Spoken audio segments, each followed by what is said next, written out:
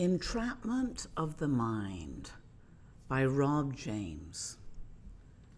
Our ego is an extension of the intellect.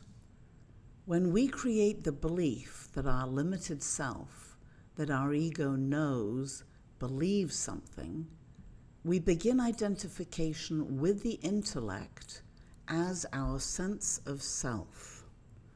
Then, rather than being a tool, a servant of our true self, the intellect becomes a false god that we worship. In this age of information that we live in, everyone seems to have the answers, but very few are living in peace, freedom, and self-mastery. People who have answers for everything and think they already know are simply asserting their ego, identity self. In fact, on another level, they are showing how little they really know. There is nothing wrong about this. It is the path to self-mastery or enlightenment. For we must develop a strong sense of ourself before we merge with ourself, our own unbounded awareness. The question for each individual is, how much time do I need to do more ego self-development before I decide to move into being the true self? The gravity or habit of learning intellectual facts and asserting one's self-view, intellectual knowledge, as the view is strong in our culture, as who would we be if we did not know all the answers? It is like the Zen story about the student who is overflowing with all the knowledge he has attained, and the master says, "Come back to see me when you're a little more empty and ready to learn."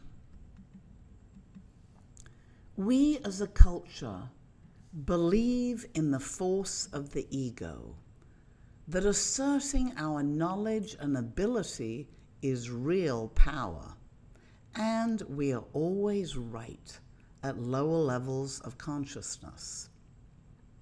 However, beyond force is true power. It is simple and effortless and much more clear and wise. It is enlightenment, beyond the individual mind with its mental ideas and assumptions. To believe in the ego, intellect's knowledge from the viewpoint of enlightenment is like holding on to a cup of water when one has the infinite ocean of cosmic intelligence, our own awareness, to rely on. Why settle for local ego mind when available to everyone there is the one mind that truly knows everything? It knows through experiencing. Stop and feel it for yourself. It does not think. It feels life as an experience. When we are fully present in each moment and live from our infinite being, self-awareness, we have the totality of the cosmic mind and its infinite resources at our disposal.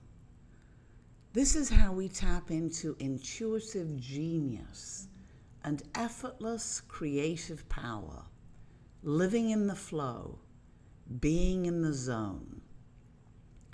From that space, a desire is a command for the universe to fulfill. We are dreamers in a dream that we dream up through our assumptions, beliefs, and desires, and through our resistance, our limiting beliefs. We create them both by our own decision, either consciously or in most cases unconsciously, by being unaware. To step beyond duality of the mind into the wholeness of awareness is the step from self-knowledge and self-absorption, ego, into being the whole self, enlightenment. This has become much easier thanks to a very real and effective strategy called the self-discovery techniques.